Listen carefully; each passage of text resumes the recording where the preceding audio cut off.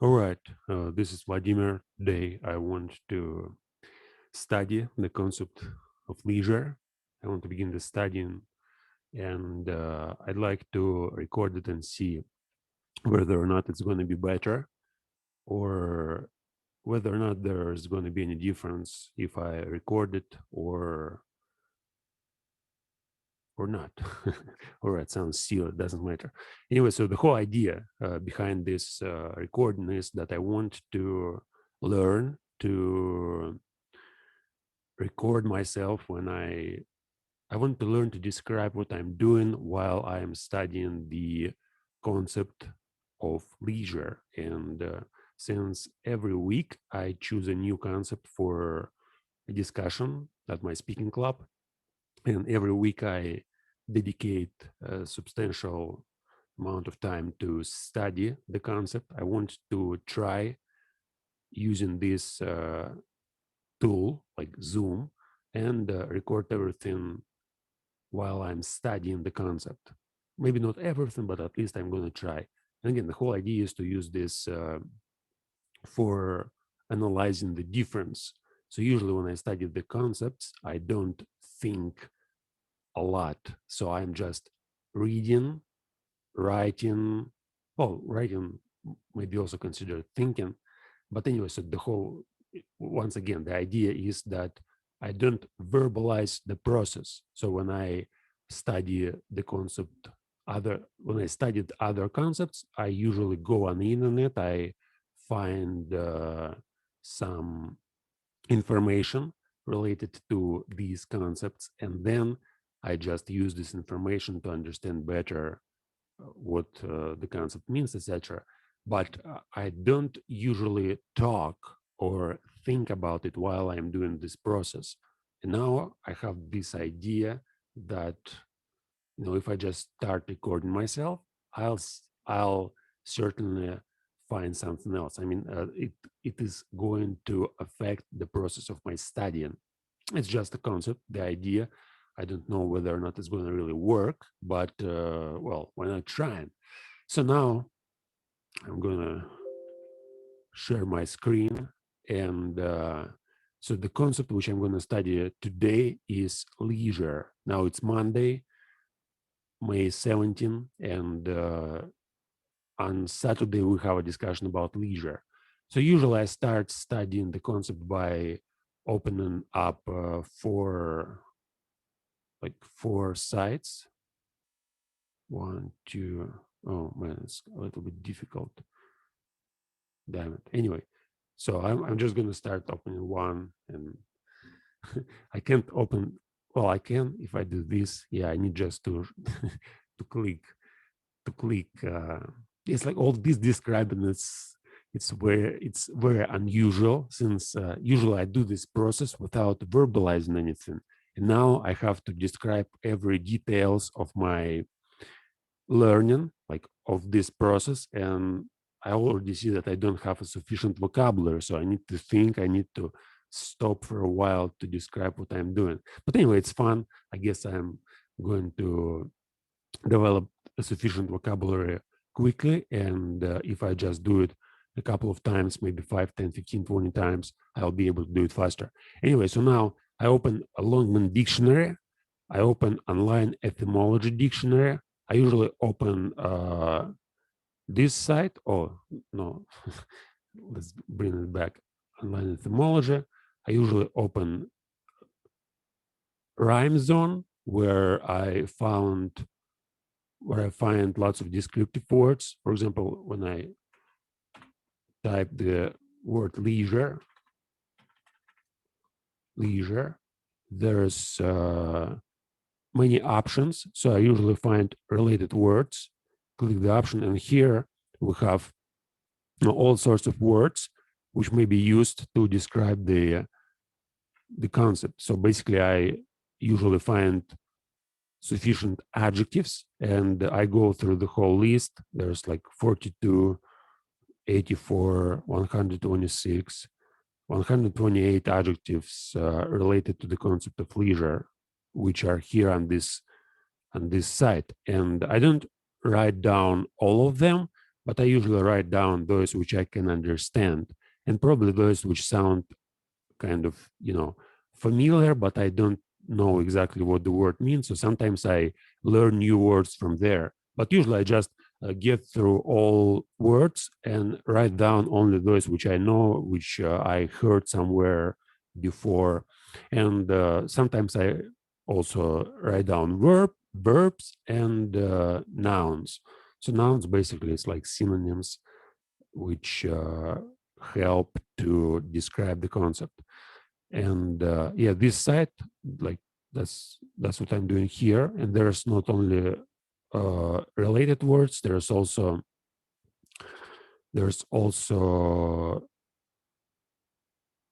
phrases. Yeah, phrases. So when you need to find some idioms, there's a rich field where there are some idioms and some Wikipedia titles that much related to the concept leisure. So I usually spend some time here just trying to find related words which I may use for like building my understanding of the concept. I also go on Urban Dictionary, and here I read a few definitions. Oh no, leisure town. No, leisure. So leisure. Once again, etymology, Longman Dictionary. And first, I don't read any. I just, just write it down here. Etymology,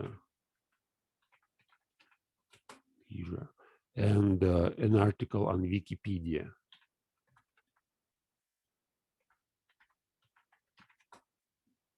So what's that? Man, I guess that's going to be faster. Leisure. By the way, I also use, but it's later. It's not at the beginning. I also use Google search and not wiki. Damn it, makes me.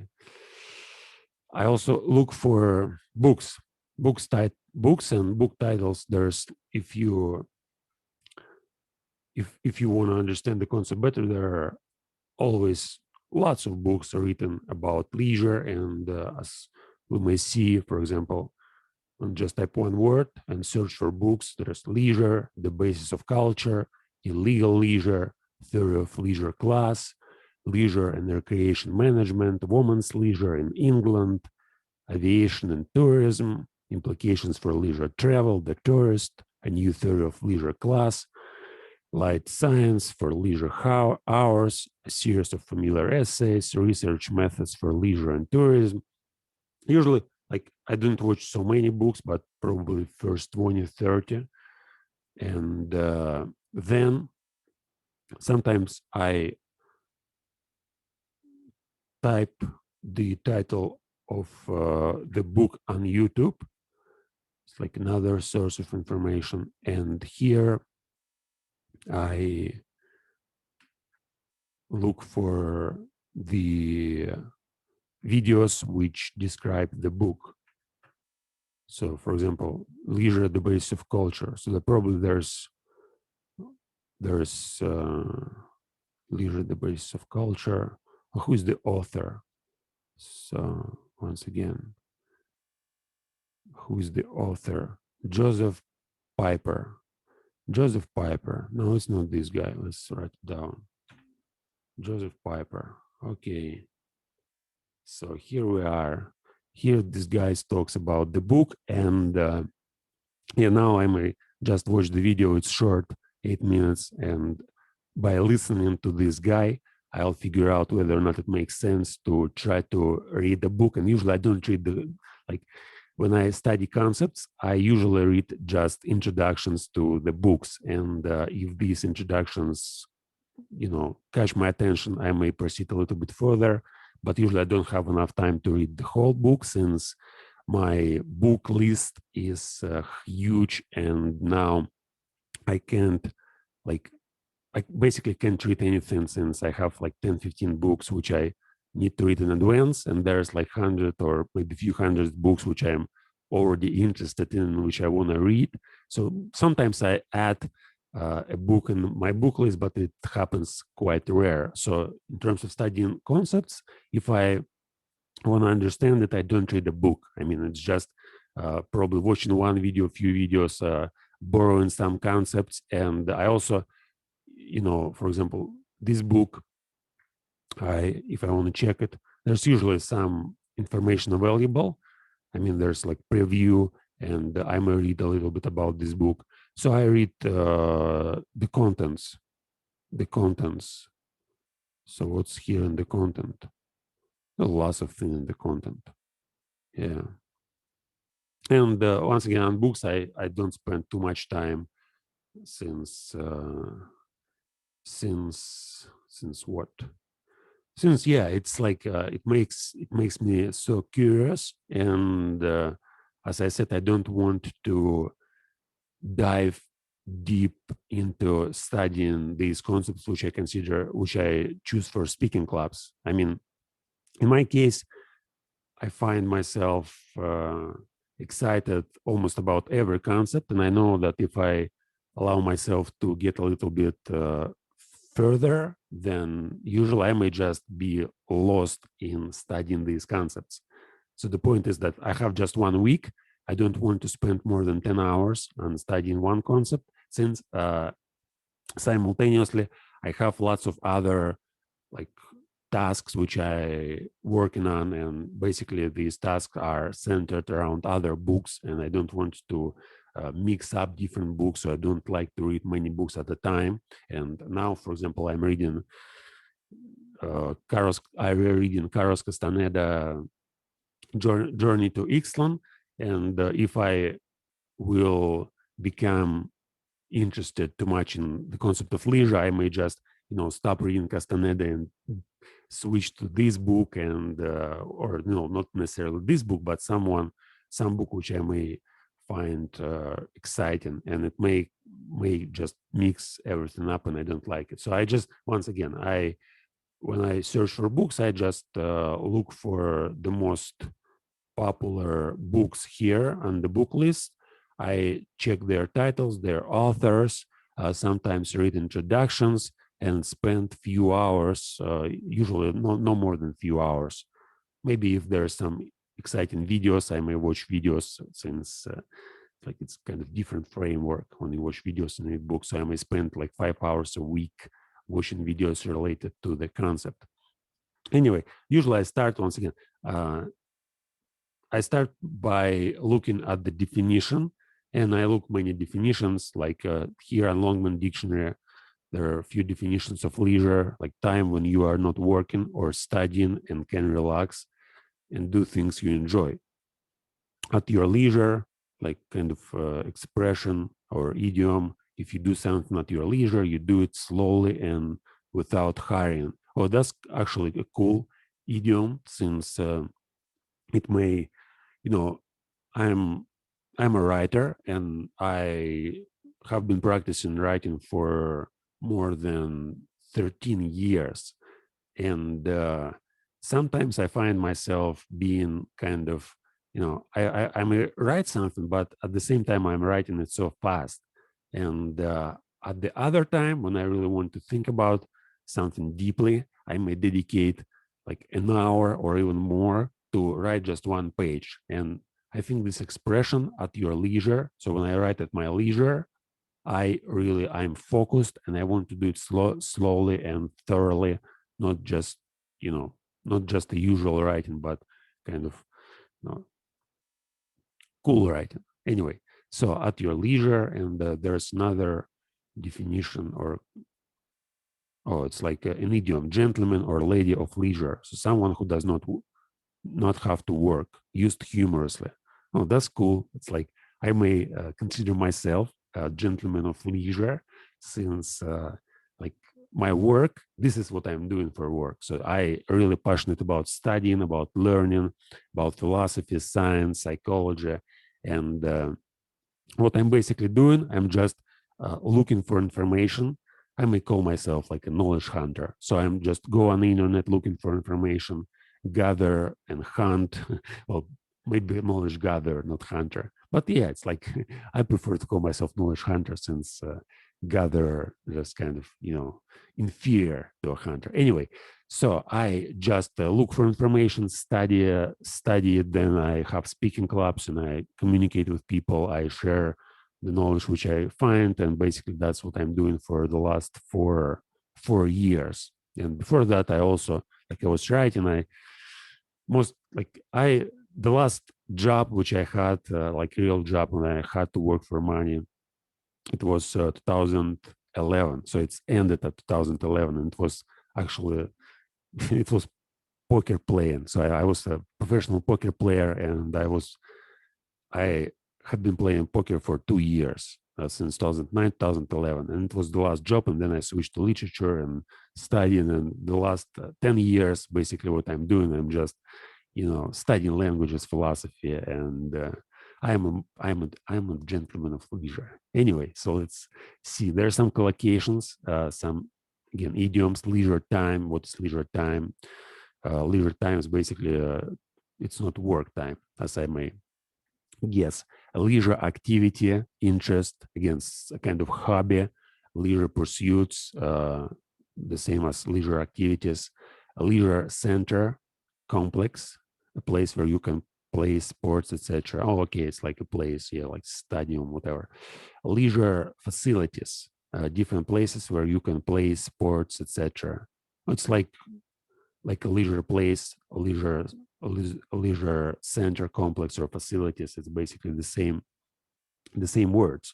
The leisure industry sector, the sector, oh, it's like entertainment sector. The leisure sector has experienced phenomenal growth in recent years.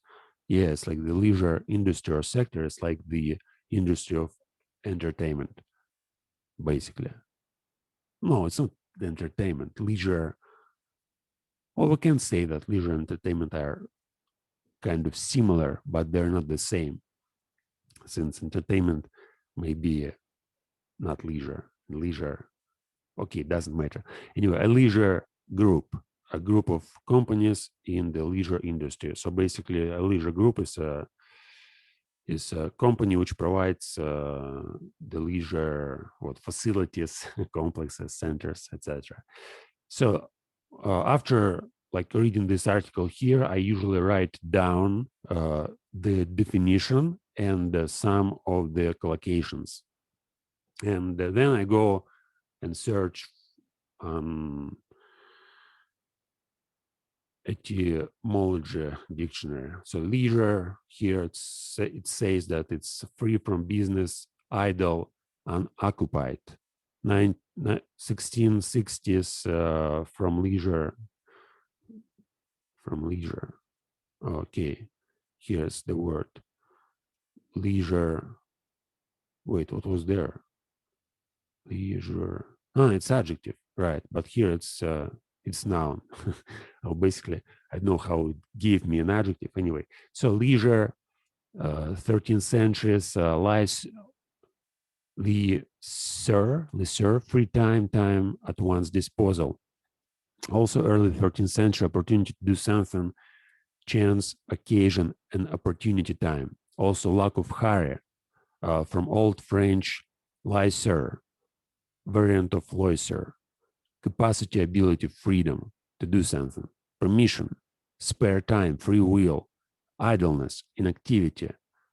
Noun use of infinitive laisser, be permitted, from Latin licere, to be allowed, license.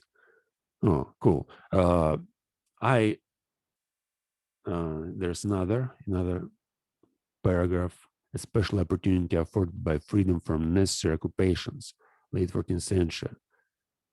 The free world has undergone much the same development, sense of English, OED, knowledge, pleasure. Anyway, so I already got it from here, and yeah, I might not like read the whole 2 paragraphs. I usually like to understand that it takes just first few sentences, and then most of the time they just repeat themselves But here it's like licere. That's what important here. So from Latin, it was the word licere, to be allowed, and license. I guess it helps to understand like leisure license, the similar means. And I remember from Greek, the leisure is otium or otium, and depending on how you pronounce it.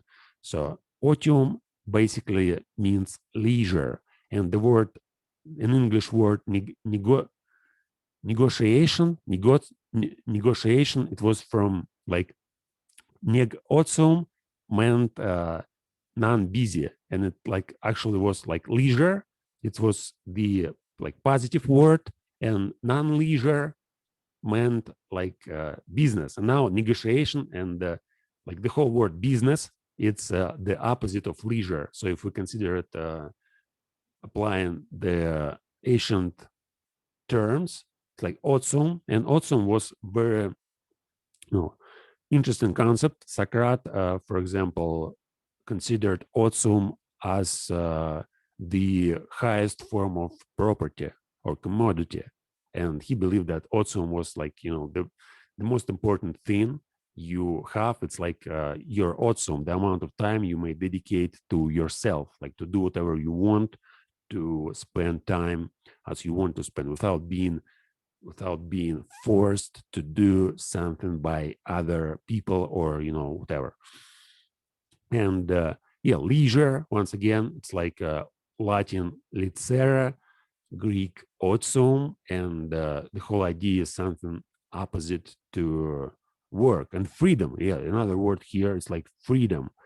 So freedom, leisure in some sense is freedom. And when we think about freedom, when like in English, especially nowadays, we consider freedom as some abstract concept, as an opportunity to to be free, to do whatever you like. But it's very similar concept like leisure. If we think like freedom, uh, in a philosophical meaning, the word freedom makes no sense.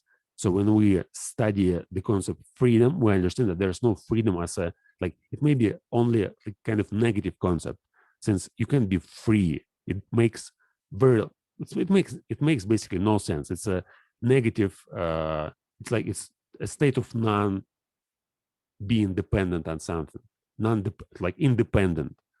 uh, Independent means like you are not dependent on anything, and freedom basically means like independence. So dependency here, it's like a positive word, and freedom is like negative word describing a state of non-being or non-doing.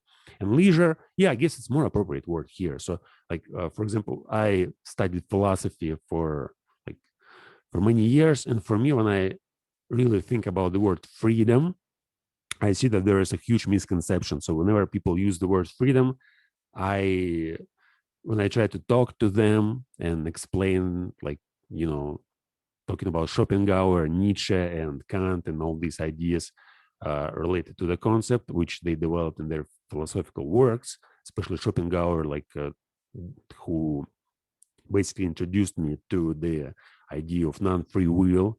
And yeah, when I try to think, like when I use this word freedom, I use it in a negative way. So freedom means like you have freedom from something, you have freedom to do something. And if now I see that if I use the word leisure instead of freedom, it actually makes way more sense for me, and it's not negative. And I may have a real discussion about leisure meaning freedom. Whereas when I talk about freedom, I can't talk about it with anybody. Whenever I start speaking about freedom, I always find myself, kind of, I try to argue, I try to talk about Schopenhauer, about non-free will, about meaningless of the concept, about like, and the whole idea, like American society, we may consider it like here, if we substitute the word leisure with the word freedom and say that American society is basically founded on the idea of freedom. So it's not the idea of freedom, it's the idea of leisure. So American society is basically a society of not society of leisure.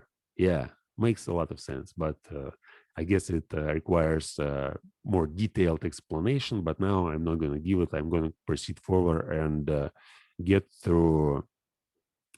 Not here. What's there? Leisure. Yeah, to read a definition on Urban Dictionary. So leisure here, one of the most promising bands that have seen in a long time. So it's basically a band, like a music band, and it's not what I'm interested in. And there's no really nothing else. Come on, there's no any other definition of leisure in Urban Dictionary. Yeah, that's kind of interesting. Anyway, so if there's not, okay, let's go further. Oh, here's the huge article on Wikipedia. Oh, not so huge. Yeah, it looked. No, somehow I decided that it's huge, but it's actually not huge. And well, let's read it, the whole article. I usually read only parts of articles in Wikipedia, but since they're too long and I don't want to spend a lot of time, and I didn't like reading Wikipedia since it makes me, it makes me sick. After, like, I can't read Wikipedia without uh, clicking on other articles when I just go through the article. So for me, like, whenever I start reading Wikipedia, I often open like 10-15 pages, like different pages on Wikipedia, and it slows everything down. That's why I don't like to read the whole article. But yeah, sometimes when they're short, like this one, I may read the whole one. But anyway, yeah, sometimes I actually read the whole article, and like maybe it's 50-50. I'm not sure. So if I know something about the concept, if I can understand it, like the last time we discussed, for example, it was irony, and for me it was kind of a new concept, and I read the entire article on Wikipedia. But before we discussed language, and well, I'm studying language for, like, on a serious level, for, like, I'm studying English for 4 years, and before I was studying Russian for, I guess, how many 9 years. So I'm an expert in language to some degree, and so reading a Wikipedia article about language wasn't so exciting. I read other sources, and I was focused mostly on, watching some lectures on YouTube and reading some articles and books, some not articles, some whatever. So anyway, let's go like through this article. Leisure. And there's 4 articles. These articles about free time. For others, users see leisure disambiguation. Free time redirects here. For other users, see free time. So the same, like free time, leisure. What's there? I'm already curious what's there. Free time. Oh, the same article. Redirects here. Okay. Relaxing redirects here. Oh, okay. If I put down like all these concepts lead to leisure. So the synonym for relaxing, free time, time pass. Anyway, leisure has often been defined as a quality of experience or as free time. Okay, let's try to figure out the definition. Has often been defined as a quality of experience or as free time. So quality of experience. What does it mean? Quality of experience. It's like free experience. Well, I can say free time. It's like, but again, it's like the whole understanding of free time. What does it mean? Free time. It's like when you are, if you have master slaves dichotomy, free time, the time when you are allowed to do whatever you want, right? But now it seems that we're living in a time when everybody is allowed to do whatever they want, and to distinguish between free time, oh, maybe it's like a time which is not dedicated to work, or to not necessarily work as like to job, but to any sorts of work or obligations or commitments, like the time when you may do whatever you like at this particular moment. And quality of experience is probably also about like this experience. So the experience when, now, for example, for me, it's leisure time, but at the same moment I'm recording the video and I'm working on the definition. and the concept, and it's not leisure time since I'm doing something related to my work, to my job.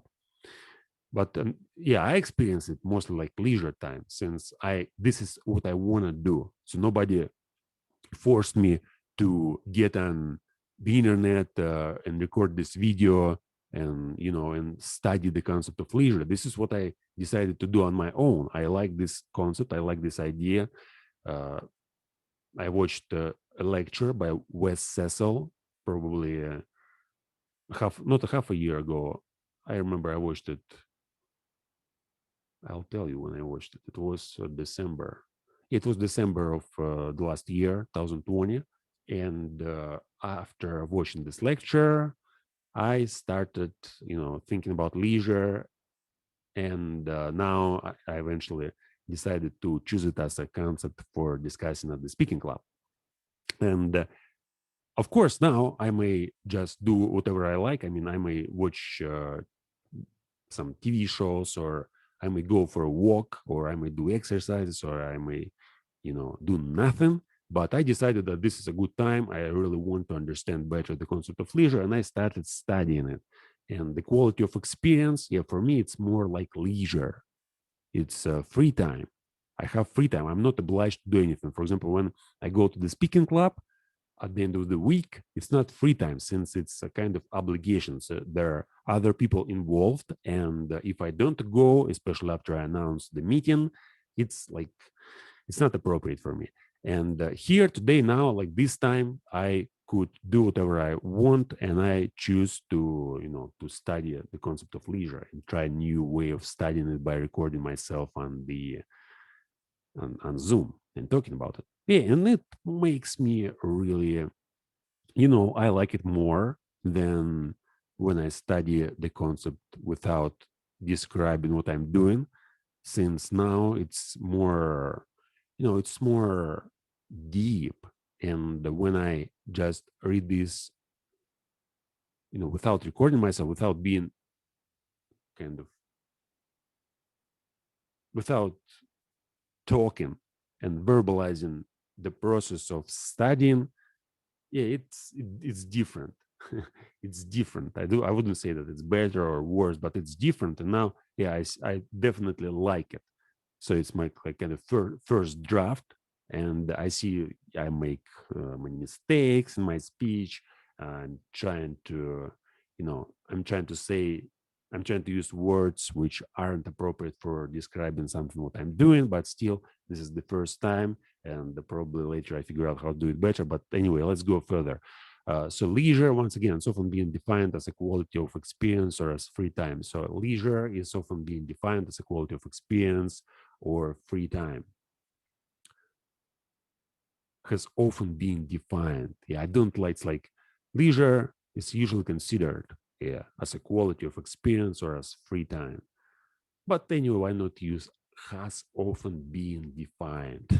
Leisure has often been defined as a quality of experience or as free time. Okay, I already know the definition. Let's proceed further. Free time is time spent away from business, work. So it's like basically whatever I try to figure out while reading the definition, it's going to be explained further. So there probably was no need to think about it since everything is already, prepared for you. Why the hell should you think? Free time is time spent away from business, work, job, hunting, domestic chores, and education, as well as necessary activities such as eating and sleeping. So everything is what is necessary is not free time, and everything is unnecessary is free time. Situationist international, what situationist international processes? What's that? SI was an international organization of social revolutionaries made up of avant-garde artists, intellectual and political theorists. It was prominent in Europe from its formation in 1957 to its dissolution in 1972. Okay, situationist international proposes that leisure does not evolve from free time, and free time is an illusory concept that is rarely fully free. Economic and social forces appropriate free time from the individual and sell it back to them as the commodity known as leisure. Well, that's cool. I really like this proposition. So, once again, let's read it once again and try to figure out what it says. Leisure does not evolve from free time. And free time is an illusionary concept that is rarely fully free. Economic and social forces appropriate free time for the individual and sell it back to them as the commodity known as leisure. Wow, that's like, I know I have to understand it to proceed further, but it's like I can't put it in my own words. I see it, it's hard. Well, the whole idea is not free, like it's not evolved from free time, and free time is an illusionary concept, right? And it's not free. It's like you still do something. If you do something, you do it because of there's some sort of necessity involved. But yeah, who? Economic and social forces. Yeah, economic and social forces sell it back to individuals as commodity known as leisure. Whereas in reality, there's no like clear distinction between work. Exactly what I was trying to say after reading the definition. So there's like now for me, what I'm doing, it's both. It's free time and it's free time, but it's in the same time it's my work. And like whatever I do, I always do it because I want to do that. But there's some no sometimes I have to do something because I need to whatever earn money. But it's quite rare, by the way, a few hours a week. But there are lots of people, I mean, and average people who live working 40 hours a week, and for them, like, there's distinction between work and leisure. But who draws the distinction? That's like, if you're an individual, you may quit your work, you may you know work for yourself, and in this case it's hard to distinguish. Once again, like, this idea of economic and social forces, yeah, I think makes sense here, and an illusory concept that is rarely fully free. So now what they want to say that we have no leisure. It's like everything we do is determined by economic and social forces. All right, maybe it's vague, but I want to go on, since if I gonna talk about every sentence for 5 minutes, it will be virtually impossible to read the whole article. But anyway, yeah, it's fun. See, now I understand it better. So whatever, when I read these definitions and concepts on Wikipedia, when I study the subjects, I usually don't go so deep. I usually just, read it. And my purpose while reading is just, to read it.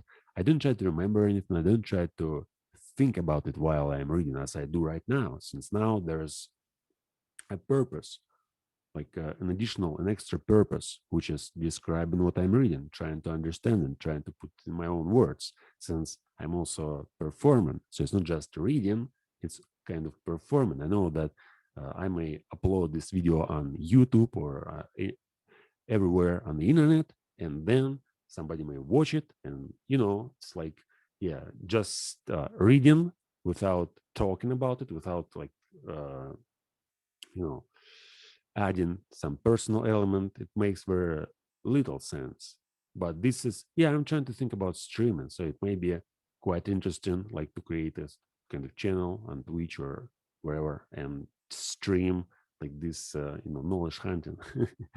Yeah, that's so cool. Also, I might just upload it on YouTube, and if somebody is really interested in studying the concepts, we may just do it together, and you may help me by watching what I'm doing and asking questions, and I may help you just by providing you with better understanding of the subjects, since it may be interesting to watch. I mean, today I probably wouldn't say anything meaningful or smart, wise, but if I continue doing that for a long period of time, like if I study every concept like this and dedicate more time to that, I'll probably in few months I'll learn to do it way better than people usually do, since whatever I'm doing like really, I'm trying to focus my attention on it and understand it to the level where people usually don't go.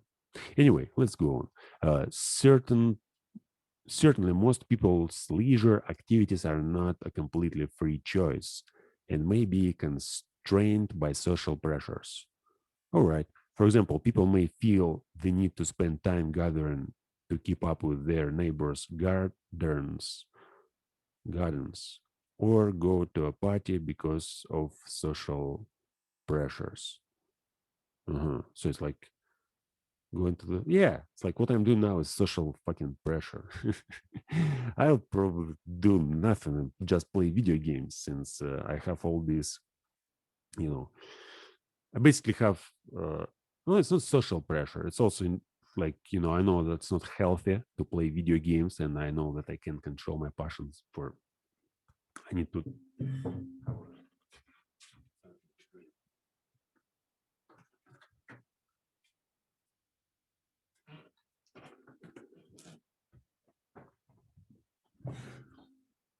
yeah, I know that it's unhealthy. And even if I may say that if there was no social pressure, I'll probably just play video games from morning to dusk to the sunset. But it's not true. It's like all my activity is determined by not only by social pressures, but by everything. Anyway, let's go further. Leisure as experience usually emphasizes dimensions of perceived freedom and choice. Uh-huh. Perceived freedom and choice. It is done for its own sake, for the quality of experience and involvement. Oh, that's cool. That's I can understand. So the whole idea is like, the concept of intrinsic values. So an intrinsic value, it's something that is done for its own sake. And like studying language, for example, there's a huge difference. And I guess this is one of the most important things which has to be understood before there is going to be any substantial progress in studying languages. So when you study language for some purpose, it makes no sense.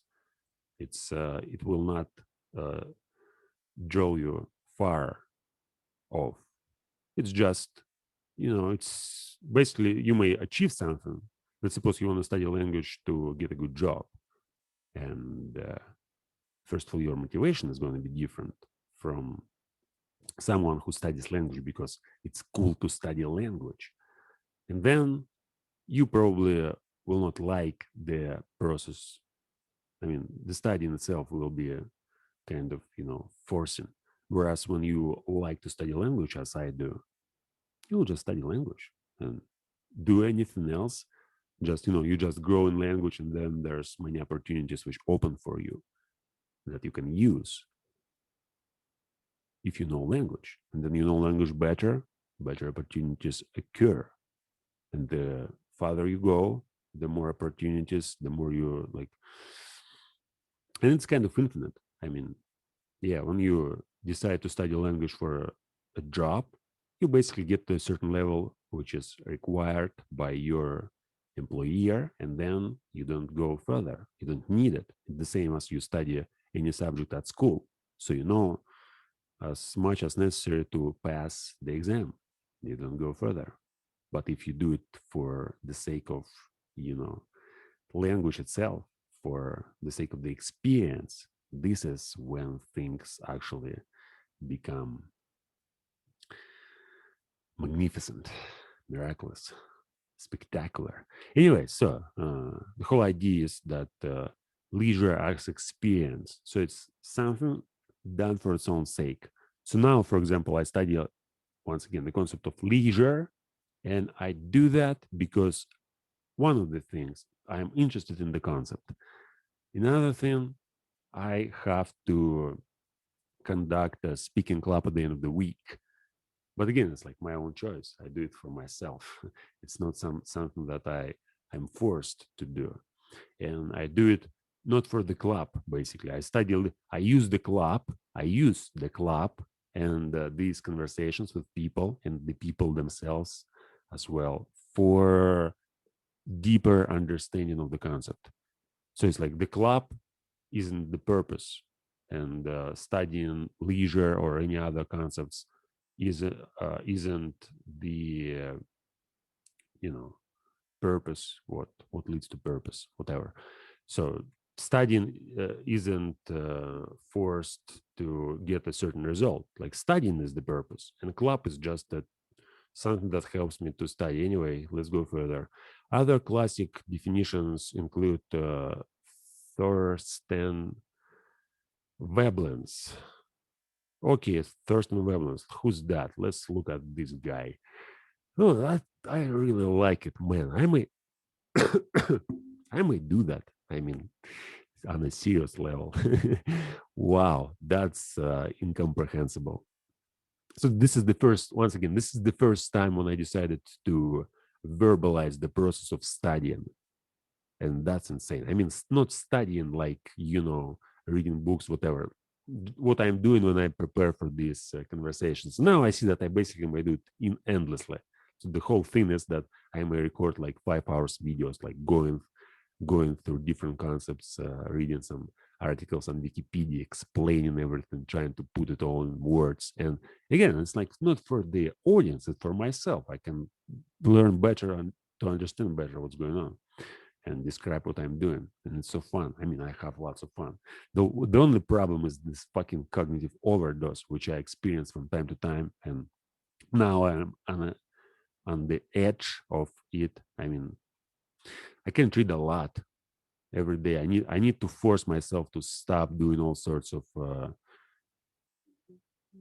cognitive activities. Since if I like spend 5 hours here on the internet reading about leisure and related concepts and studying, then at the end of the day I'll have noise, which will disturb my sleep. That's a problem. And yeah, usually I don't allow myself to study and to read more than a few hours a day. And maybe I can do that. Like I can record everything what I'm doing on the internet. That's an amazing idea. So whenever I go on the internet, I just first turn on Zoom and then start doing this activity and talking about it and trying to figure out how it works. And then publishing it. And that's cool. Like every day to publish one video, like 4 or 5 hours. That's amazing. I just see how it's going to work in the future. Wow. Okay, let's go on.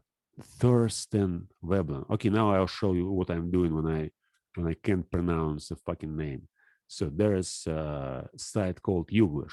You just go there, type the name, and here we are.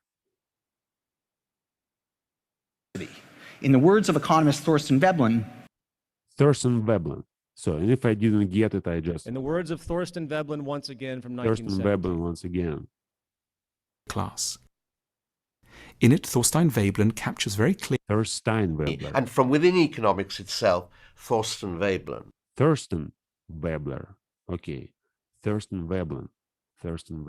The leisure class, as Thorsten Veblen would call Thorsten Veblen or Thorstein Veblen. Yeah, it's like Einstein. Yeah. Thorstein Veblen. Yeah, I guess he wrote this book, The Leisure Class, which I'm already interested in. And yeah, I think I'm gonna give it a try. I'm gonna, at least listen one lecture about this book and probably read some paragraphs of this book. So who was that? Thorstein Bandel Veblen, 1857, 1929, was an American economist and sociologist who during his lifetime emerged as a well-known critic of capitalism. It's like kind of Marxist, probably. In his best-known book, The Theory of Leisure Class, 1899. I guess there's some similarities with Tolstoy. So if he was a critic of capitalism, he probably criticized aristocracy for doing nothing, and criticized like all this art as a part of fulfilling the demands of this leisure class. Yeah, I read our Russian writer Leo Tolstoy. He has a famous book which is called what's the translation? I don't know the translation, but in Russian it's I just translated literally. So it's called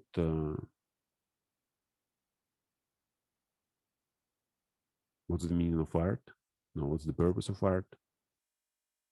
Oh no, what is art? Yeah, that's what is art. It's Leo Tolstoy's book, and there he like attacked also the leisure class and aristocracy severely, pointing out that lots of suffering comes from unawareness of this class, of their what they are doing to exploit other people to work, and just they spend like some people don't have anything to eat, and other people just in have luxuries and live in conditions which are completely bizarre comparatively to those who can't anything don't have anything to eat. Anyway, so the theory of leisure class, uh, Veblen coined the concept of conspicuous consumption and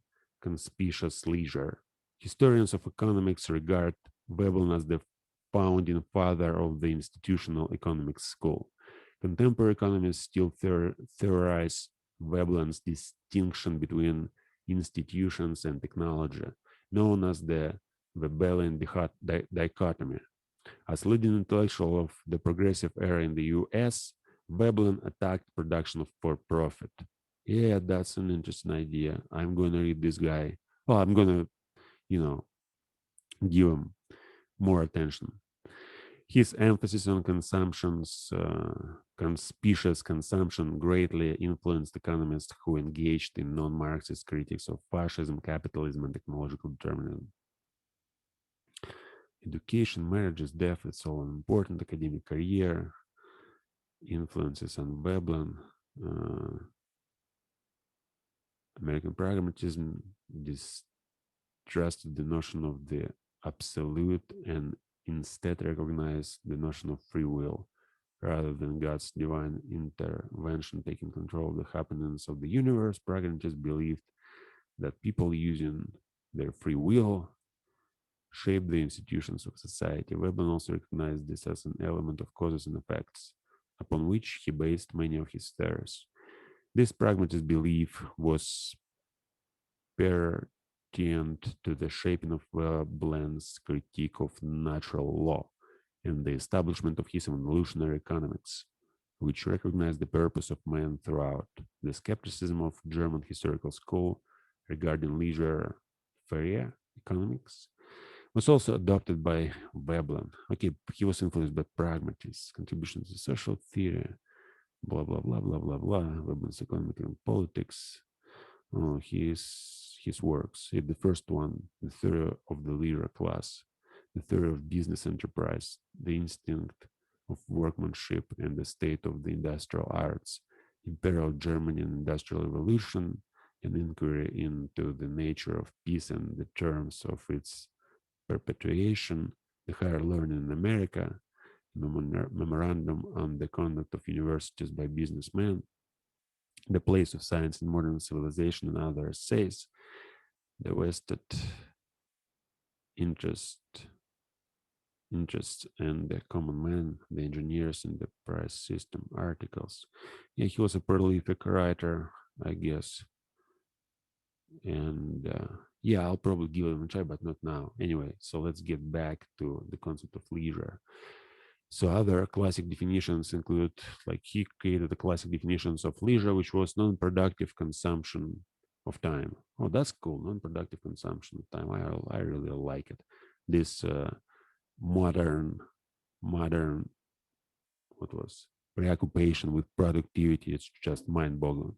I was involved in that for many years. I mean, I was like, I wasn't involved in that in in a crazy means. I mean, I remember 2015, a friend of mine, not even a friend, just my acquaintance, suggested that I would read a book by another guy. I forget his name. He wrote a book about productivity, and he dedicated a year to studying the concept of productivity. And he was writing some articles and TED talk, whatever.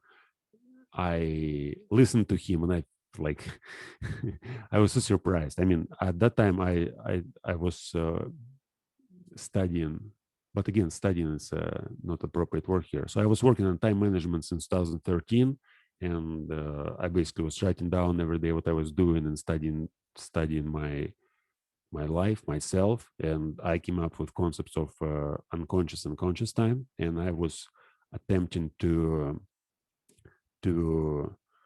like to transform all my unconscious time to conscious time. So basically, it means that I recorded everything I did. I created several categories, and all my time, like I knew at the end of the month that in 1 month there's 448 hours of wakefulness, and in 1 week there's 112 hours of wakefulness. And at the time when I was working on it, I basically was able to say, and I wrote it down. I worked on it like all time which I spent. So it's like it all was spent on certain categories. So I could say it like, sport, gymnastics, reading, writing, studying certain things like, literature, uh, thinking, walking, going to banya, going to gym. And yeah, I could do like all that. And by the way, I didn't use cell phone. I used just, books and notebooks. So I basically was kind of preoccupied with this, time management, productivity, and then I was advised to read a book written by this guy, and I was reading, and I was thinking, man, this is just a newbie. Like in this book, what he was writing, and he gave like a TED talk, and he was very popular, and people liked him, and I was thinking, wow, it's like my level of like doing things is 3, 4, 5 degrees above this guy, and then it's like nobody knows me. I mean, I'm doing it not because I wanted to study a concept of productivity and then make money on it. It's just my style of life. Yeah, it was funny. I mean, this whole idea of productivity. Yeah, I started. No, I've read the book, and what was the book? A Year of Productivity, probably. Charles forgot his second name. Doesn't matter. So I started developing some kind of suspicion towards this idea of productivity, and then I watched a few movies. 2015, I remember, yeah, one French movie about like made on this book, Little Prince by Exupéry, and there was a girl and his crazy mother, and they were, preoccupied with this idea of, and it was like about myself. I mean, I had all these lists and graphics, and in this movie there was like the girl, like all her time was divided in certain chunks, and she was, basically living like a robot. And for me, yeah, I did the same thing. I basically was living like a robot. I create kind of self-programming, and I was able to program my behavior for days and weeks in advance and do like everything. I mean, not just program my work time. The point is I was programming my leisure time, since I didn't have any work, and like all time which I spent, it was kind of, this non-productive consumption of time. No, it was like free time, or the time which, whatever, free time. But I had to organize it, and it was like free time organized in a special way. And it was funny. Okay, let's go further. Different. So his definition is non-productive consumption of time, leisure. This is leisure. So it's like you may consume time in a non-productive way when you don't care about what you do and the result of your actions. Okay, different disciplines have definitions reflecting their common issues. For example, sociology on social forces and contexts, and psychology as mental and emotional states and conditions. From a research perspective, these approaches have an advantage of being quantifiable and comparable over time and place. All right, so sociologists mostly talk about social interactions, and psychologists mostly talk about like their inner states, whatever. Leisure studies and sociology of leisure are the academic disciplines concerned with the study and analysis of leisure. Oh, there's whole disciplines on that. That's cool. Oh, sociology of leisure. Well, there's the whole article on sociology of leisure. Let's figure out what's here. Sociology of leisure, or leisure sociology, the study of how humans organize their free time. Leisure includes a broad array of activities such as sport, tourism, and the playing of games. The sociology of leisure is closely tied to the sociology of work, as each explores a different side of the work-leisure relationship. More recent studies in the field move away from their relationship, however, and focus on the relation between leisure and culture. Okay, there's a whole discipline. This guy, again, Thorstein Veblen. There's one more link. Was a South African social scientist known for research into work-life balance. Report 60 years of research. Well, 60 years of research and writing focused on work-life, gender, equity, and diversity. Oh, it's not exactly what I need. Sociological of leader on the internet. It's also different. Anyway, I would like to read this whole article, but I don't have time for that. So I go. Oh, no, what's happened?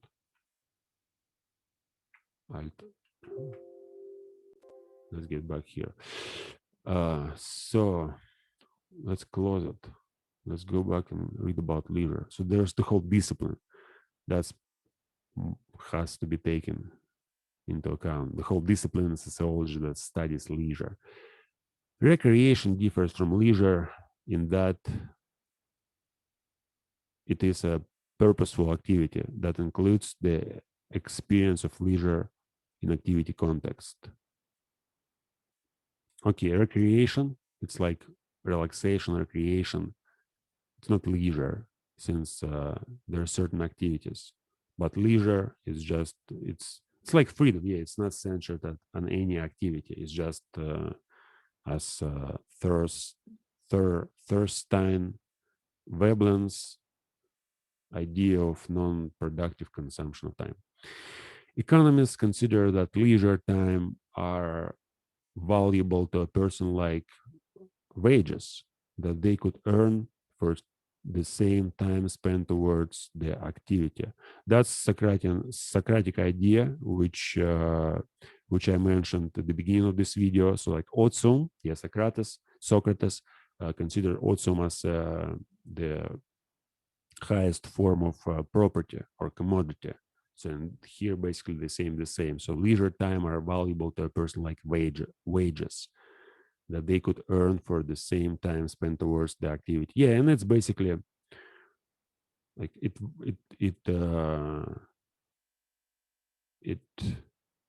what's the adjective? What's the verb?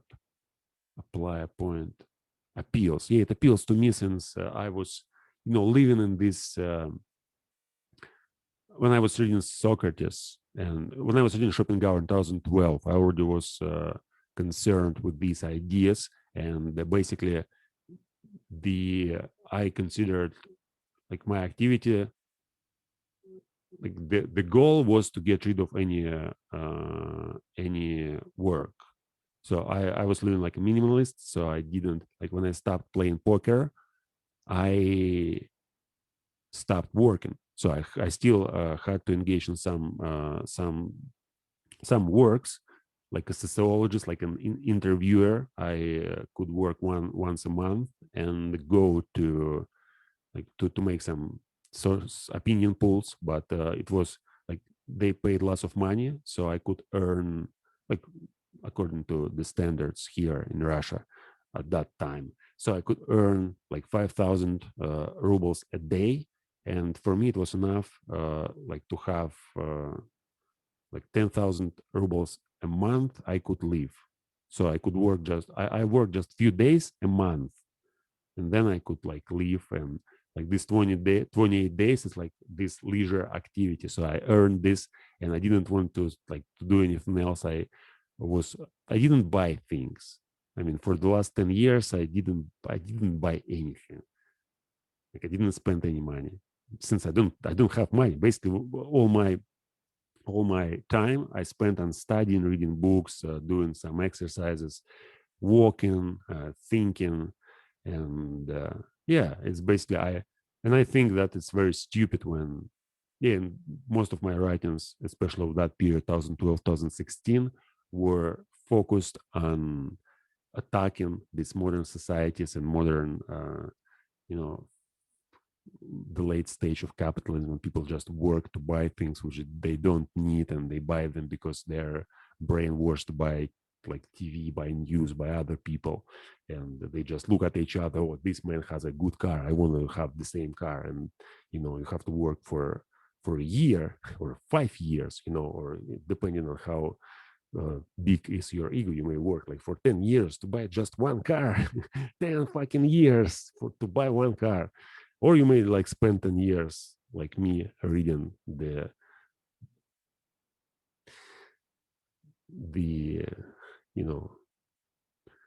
few hundred the most famous philosophical and literature works and poetry and whatever. And in my opinion, it's way better. And leisure, again, it's like earning this leisure activity. Yeah, that's very cool. So, and I remember now Nietzsche aphorism or quote springs to mind, and he said, like, if you don't have 2/3 of your time for yourself, you are a slave. No matter like what you are doing, like whether you are uh, you know a president or uh, a banker, whatever, like a teacher. If you don't have 3/3 of your time for yourself, you're a slave. And this is about leisure. So the whole idea is you do what you want to do, and you develop yourself in different directions. You work on your personality for most of the time, and that's first you earn enough money to. Now again, like in Russia, we don't like it's so cheap. I mean, I may leave now. Now it's enough for me to have just 5,000 rubles a month, and I basically may buy food and basic, things which I need for my life. Some chemical, some swap, whatever, shampoo. Uh, I don't buy clothes since I have I need to buy boots. But anyway, the whole idea is like, okay, maybe not 5, maybe 7,000 rubles. It's like $100 a month. So I may live like $1,000 a year. It's enough for me to live. And but I have like 330 free days. So I have 330 days of leisure, and I have to work on just 30 days a month. And I guess everybody may do that, but social forces, where there are these social forces. It was at the beginning. Yeah, economic and social forces.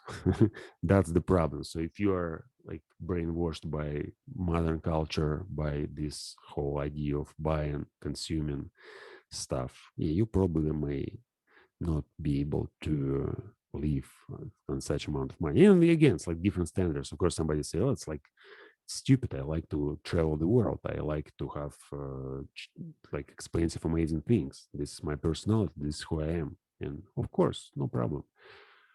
But for me, it's all like. Anyway, let's go further. So, yeah, I like once again. I would like to read this sentence. Economists consider that leisure time are valuable to a person like wages that they could earn for the same time spent towards the activity. So it's like your money and your leisure. It's like your leisure may be measured in money, or your money may be measured in leisure.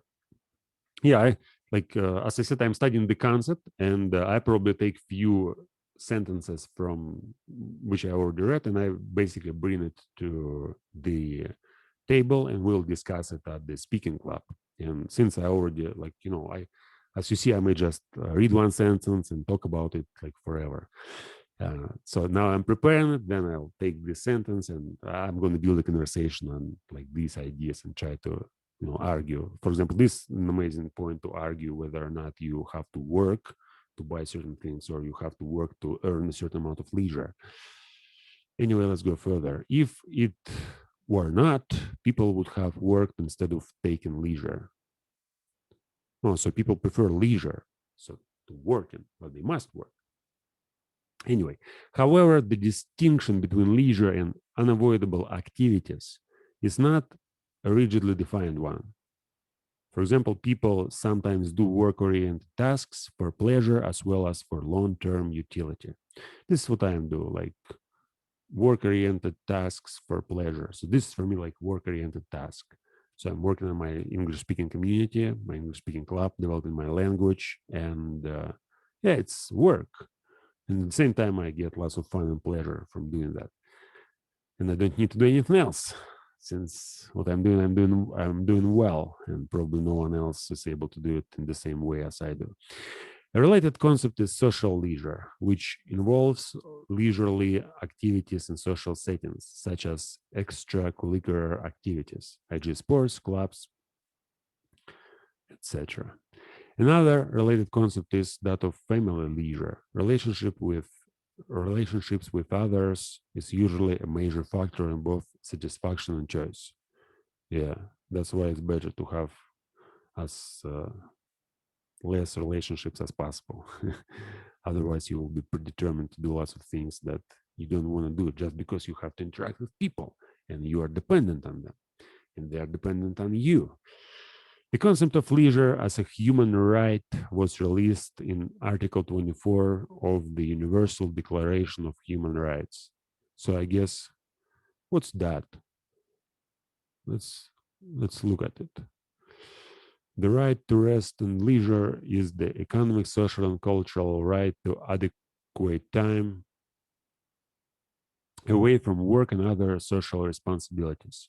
It is linked to the right to work and historical movements for legal limitations on working hours. Crazy. Okay, I got it.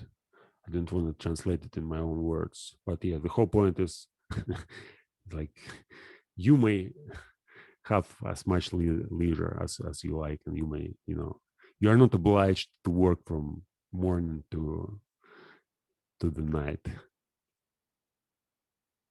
You have your rights. So now there's the whole concept: history, Canada, France, United Kingdom, types, serious leisure, reading, casual leisure, protected-based leisure, cultural differences, family leisure, aging. Yeah, now I'm not going on since I spent already more time than I expected for reading this first, 3 paragraphs and talking about them. I'm gonna, oh, I'm gonna see, like, I'm gonna close these books, leisure. Once again, it's leisure. Yeah. Okay, I'm gonna close this. I don't need this. I don't need this anymore. I don't need this. These, yeah, books. Yeah, there are books, and there's this guy. Uh, what was his name? Okay, Veblen. Yeah, Veblen. I forgot the first name. Thurstein, like Thur, this god of whatever, lightning ball, and Stein, like Einstein. Thurstein Veblen. So there's some videos, a long video, short one. Is there any familiar channel who talks about it? The School of Life.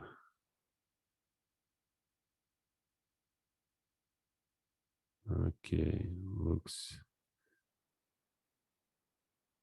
Let's take that.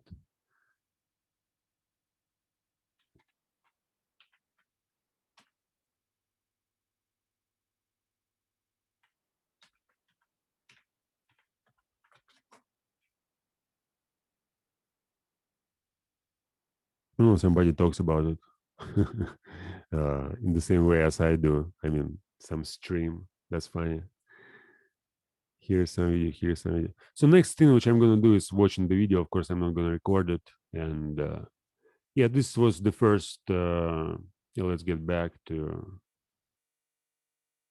No, how to get back? Stop share. Okay.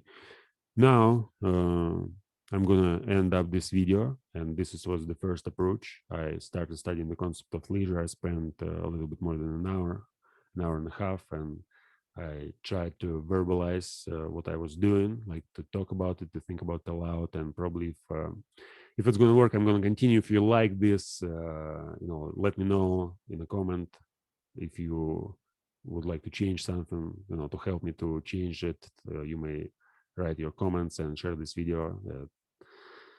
And that's all. See you next time. Bye-bye.